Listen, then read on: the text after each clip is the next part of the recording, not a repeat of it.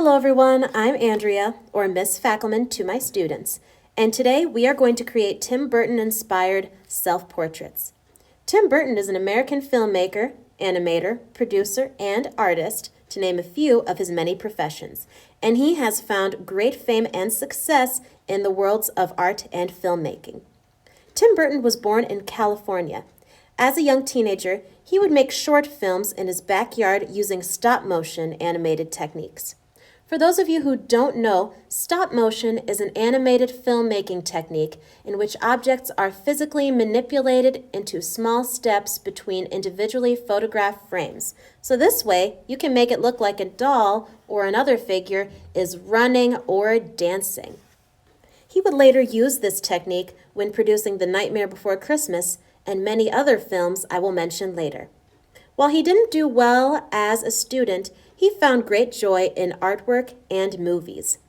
After he finished high school, Tim Burton attended the California Institute of the Arts in Valencia, California.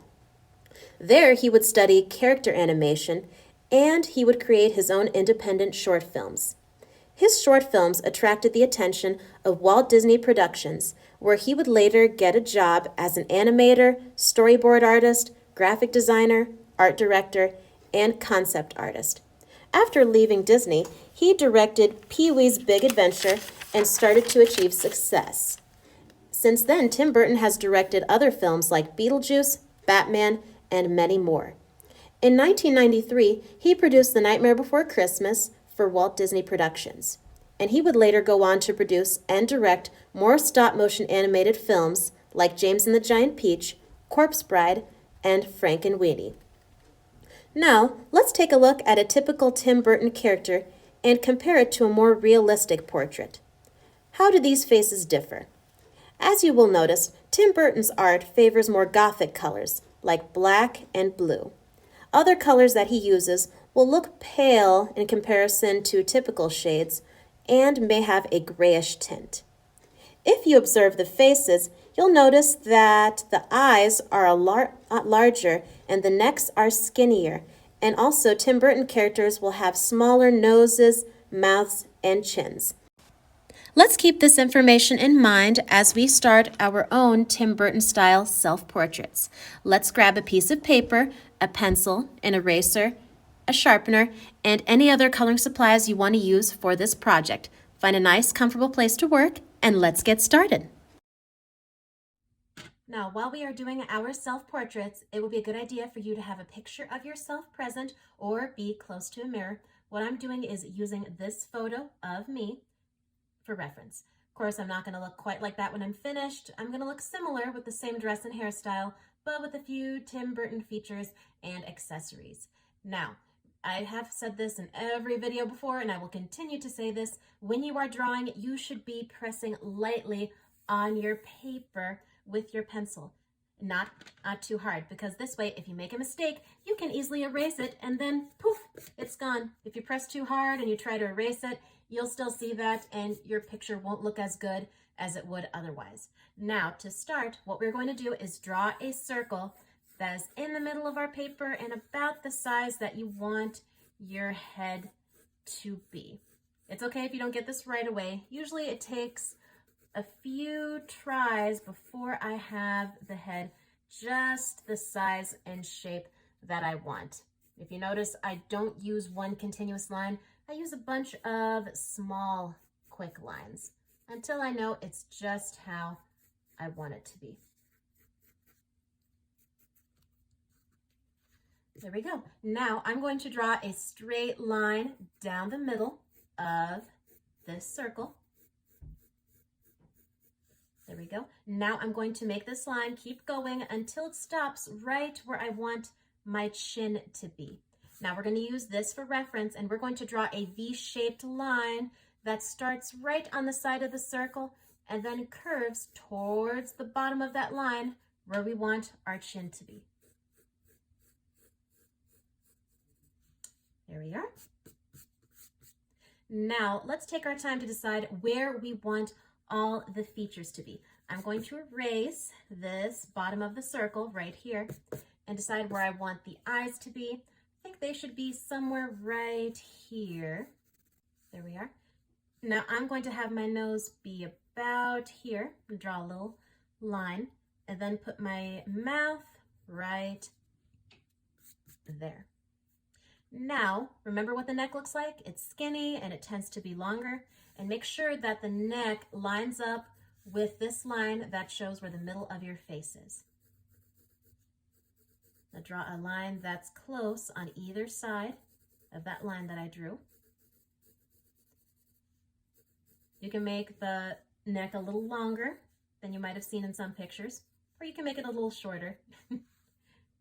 Hey, that's the fun of a Tim Burton character.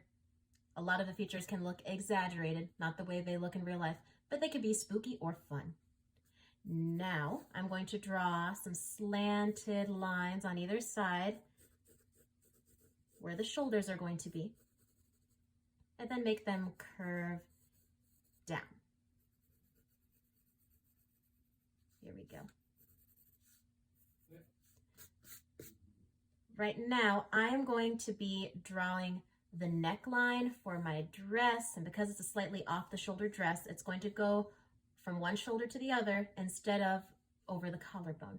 Now, it's okay if you're not doing this exactly the same. You could be drawing your characters however you want, but for this neckline that I'm doing right here, it kind of has that cloud line that we often see in line sheets or in artwork. It looks like a bunch of upside down U's that are stuck together. So I'm going to draw one upside down U, then another, then another, then another, and another, and keep going until I get to the other shoulder. Now I'm going to draw the sleeves. This was a short sleeve dress. I'm going to draw a straight line that comes down, and then goes to the right, then comes up so it looks like an incomplete rectangle. And then I'm going to do the reverse on the other side, with a straight line coming down from this shoulder, right about the same distance as this one, and then draw the inside of that sleeve again. Now, I'm going to draw some lines that come straight down off the paper to make the top of the dress, and then show the arms.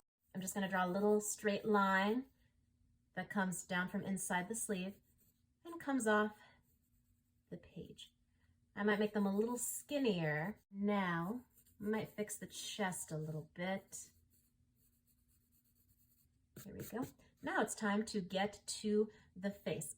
I'm going to erase this line on the top and on the bottom and between where the nose and the mouth are going to be, because I don't really need that right now. But I'm going to keep this, so it's a good guiding tool for me to figure out if my eyes are the same distance apart from that line in the middle. Now the eyes, you remember this, they are huge circles. They kind of look like ping pong balls. If you want to make them bigger than I made mine, you absolutely can. Make sure that the bottom and the top of each eye line up with each other. Otherwise, they won't look quite right. I'm going to press lightly with my pencil so that way if I want to change anything, it can be easily erased.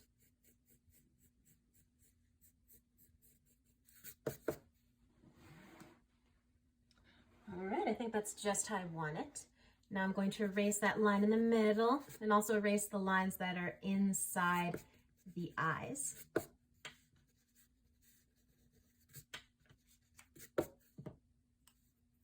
Now, to draw the pupils, we don't really see a lot of detail. You're not going to see a cornea or the iris or any colors in the eyes. It just looks like a bold black dot. That's how we know where our characters are looking. If you want to make it look like your character is looking right at you, you can draw that dot in the middle of the eye. I'm going to make my face look like she is looking at something over her head. You never know, maybe there's a butterfly or a bat. So I'm going to draw a bold black dot that's at the top of each eye. So now she's looking up. Now I want her to look a little more feminine. So I'm going to draw a bold black line, kind of looks like a bridge line, on top, and then add some curly lashes. They kind of look like C's that are curling up towards the sky. Now I'm going to do the same thing over here. Draw that bold black line so it kind of looks like she has eyeliner. And then draw those curly lashes.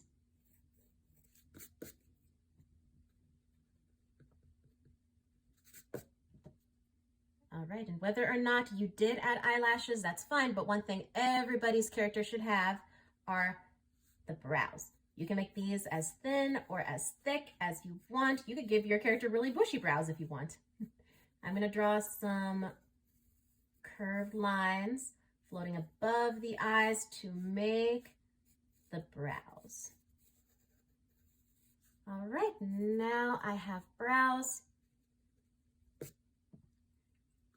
Now I'm going to work my way down and create the nose. Now for my character, she is not going to have a whole lot of detail for the nose. Often when you look at pictures of characters, they often don't have very pronounced nose, especially for the main characters. They often just have a teeny tiny stub of a nose, but other characters might have really big pronounced noses. If you want to have a bigger nose, go right ahead. I have included the sheet that has a lot of different features you can use in your picture, but I'm just going to show you how to make a simple nose. Now I'm just going to draw a little rainbow line to just show the shadow that's going to be under the nose, and then lightly color that gray. There we go. Now we have a very delicate, not very detailed nose, but it still looks nice. If you want to do more with this, you absolutely can. If you want to make it look a little more obvious, instead of just have that little shadow, I'll show you a different idea. Make sure you still have that line where you want the nose to be. You can just draw a little C-shaped line right here, and then make a little line that goes up into the bridge of the nose. Yep, that's also pretty simple, but looks a little bit more like a nose, in case you want to do that shadow trick that I showed you a little while ago. Now I'm going to work on the lips, but it's not going to be a gigantic smile that takes up the entire face. Mine's going to be a very gentle smile that's going to end right here on that line that I drew for where my mouth is going to be. Here we go. Very gentle little smile. Now what I'm going to do is draw the little corners of the lips. I'm going to add that right there. Now this is a pretty good simple smile, but if you want to add lips, you can do that. Now most of the guy characters don't have pronounced lips, but you do often in the least see the lower lip, which is a teeny tiny curved line that goes under the mouth, right there. Now if you want to make your character look a little more feminine, you can draw the upper lip. It kind of looks like it makes a heart-shaped line in the middle, like a number 3. It comes in and a little point at the top, and then goes back to the corners of the lips. Right now I have some more feminine lips. I make both the upper and lower lip come together so it looks like she's wearing lipstick. And in my picture I was wearing lipstick, and I want to keep that going. Now, there are the lips, I have my nose, I have my eyes, but one thing I have not included are the ears. So now I'm going to draw simple ears. Don't worry about adding too much detail, and you can make them bigger ears or smaller ears. For this, I'm just going to draw a C-shaped line. It should be pretty close to where the eye is, right here. And then I'm going to draw an upside down smile to make the top of the ear. There we go. Now I'm going to draw another C-shaped line that's going to be reversed over here. Remember, both the ears have to be the same shape and size. And then I'll draw that upside down smile to make the top of the ear. There we go. Now I'm going to zoom back out because it's time for me to do my character's hair. This is going to be fun, and you can make the hair as short or as long as you want to be. It could look smooth, or it could look really crazy. It could look maybe like your character was shocked and the hair is just poof in every direction. Now I'm going to show you how I'm going to do my hair, and you're allowed to copy it or do your own spin on your character's hair. I'm going to start with a part. For my character, I'm going to make the part in the hair be over here. Just a little straight line that shows where the hair divides. But don't make that part any longer than you want your hair to be on the top. Make it stop right where the top of the head is going to be. And now I'm going to draw a curved line coming out either side of the part. This one is going to come over along the side of the head, and then it's going to start making waves down the side and then disappear behind the shoulder. Now I could have made my character have super long hair, but I don't want her to have super long hair. I'm just going to make it below her shoulders. Now I'm going to do the same thing. I'm going to draw a curved line that comes out the other side of the part, goes along the side of the head, and then creates a wave down the side and comes back here. Now, whenever you take a look at a Tim Burton character's hair, you always see a bunch of lines going through it that shows the individual strands or wisps or curls.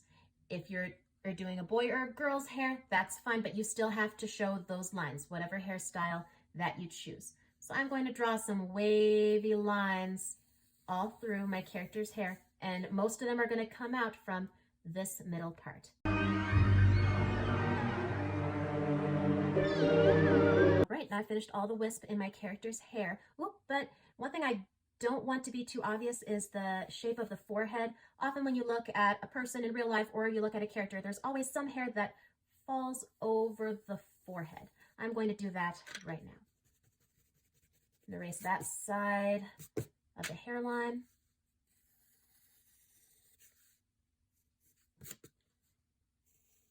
Draw another strand of hair that comes over the hairline and comes back down here. There we go. Ooh, one thing I do want to give my character, she's wearing a pretty blue dress like I've got, I'm going to give her earrings. They're just going to be little studs or pearls. If you want to add more detailed earrings, maybe even give her hoops or chandeliers, you can, but I'm just going to make them simple. Now, one thing I do want to do with my hair, often you see little spiral shaped strands that come out of the hairstyle. I'm going to go ahead and add those. I'm really excited to start coloring, but one thing I want everybody to work on is shading the face. We worked on this with our optical coil art, where we were pressing hardest on the side where the darkest shadow would be, and then very slowly started blending towards the lightest shade in the middle. One thing that I'm going to be paying close attention to, especially when I'm grading artwork, for those of you who are students of mine, is how well you shade the shadows you're going to be adding in your face. You do not have to use shading in every part of your portrait, but in the least, you need to have shading in under the neck, right here where the chin meets the neck, you need to have shading here, and also shading in the cheekbones. If you want to add shading under the eyes, so it kind of looks like your character is a little sleepy looking, or add shading in the clothes, absolutely, go right ahead. I'm going to draw a little curved line where I think the cheekbone should be, right here. What I'm going to do is start on the side and press a little harder to make a dark shadow that starts on the side of the face, just under the cheekbone. There we go. But now, as I move my way towards the inside of this cheekbone, I'm going to press more lightly. See that shadow getting a little lighter, and press a little more lightly, and then more lightly, and then stop. All right, so there is the start of my shading. One trick that I learned when I was in college, and you might use this also, you can use your finger to blend and rub the shadows together. So this way they look a little more natural. Here we go. You can erase anything you want to go away. And there's the shading under one cheekbone. I'm going to do it over here now. I'm going to start coloring a little more dark under this cheekbone on the side, and then slowly begin to blend it, pressing more lightly with my pencil, and then stop right as I get over here to the end of the cheekbone. Now I'm going to rub it like I did on the other side, and then everything's going to look more natural and blend together. If you accidentally get anything above the cheekbone, you can erase that. There we go. Now I'm going to do the shading under the neck. I'm going to press harder right under the chin, right here, and then as I start to get lower, I'm going to press more lightly, more lightly, more lightly, then stop right there. Now, I don't really feel the need to blend it, but if you think it might be necessary, you can go ahead and do that. There we go. Now, All of you are more than welcome to stop with the shading right there, but if you want to keep shading and blending, I will show you what it looks like if you keep shading every part of your character. All right, now I have shaded every part of the face and the neck and the body. One thing I noticed is that my character was missing collarbones. Whenever you have a shirt or an outfit that shows a little bit more of the chest, you want to include the collarbones right there under the neck.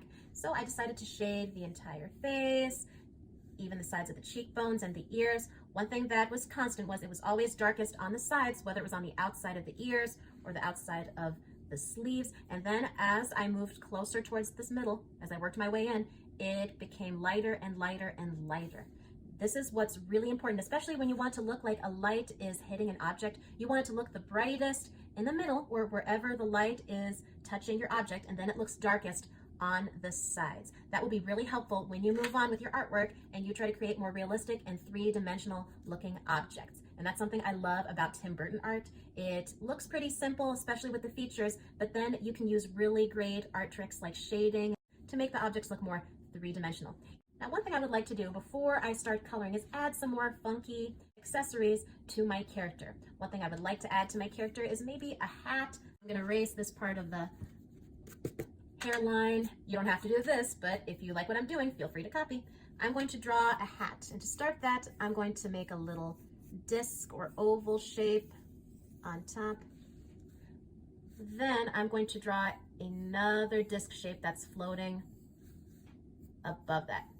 You might be wondering, why are you doing that? Well, I'll tell you why. I'm going to connect these two discs after I have them just the size and length that I want. I'm going to draw two straight lines from each side of this disc right here and make them come into the middle of this disc that I drew right here. So now you're starting to see that hat form. Now what I'm going to do is draw a curved line that kind of looks like half of an oval, connecting both these lines in the middle of the disc. Then I'm going to erase this line right here that's inside the top part of my hat. Almost looks like I'm going to a tea party in this picture. Now, to make it look a little more spooky or cool, I'm going to add a ribbon by drawing a curved line right here. And then I'm going to draw a circle in the middle of it. What I want to make this circle look like is a spider. So I'm going to draw not 2 or 3, but 4 7-shaped lines on either side of that circle to give my spider 8 legs. There you go. To make my spider look a little more animated, I'm going to add some eyes by drawing 2 circles with dots. There we go. So now I have a hat. One other thing I might like to do is give my character a choker. I didn't have a choker in the picture I used for reference, but I think it's fine to add another accessory. I'm just going to draw some curved lines right here at the bottom of my neck, then color it in so it looks like a black choker, kind of like what Cinderella has. All right, now I have finished drawing the entire character and shading the face and the neck and the body, and now I have a fun hat up here. You know what, just to go along with how I shaded every other part of my character, I'm also going to be shading the hat. All right, now I'm finished with the hat. Now I want to start coloring my character. If you want to add more colors than you've seen in some of the pictures that I showed you, go right ahead and do that. If you want to use black and white and gray, that's fine too. But one thing I'm going to be looking for, or especially when I'm grading these projects, does it look like you really made use of your entire paper? And also, did you color every part of your character, or does it look like you just scribbled and left a bunch of empty spaces? Make sure it looks like you put a huge effort into your character, whatever your colors or whatever extra things you put in the background. So everyone, pick what colors you want. You can play some nice music, and let's continue.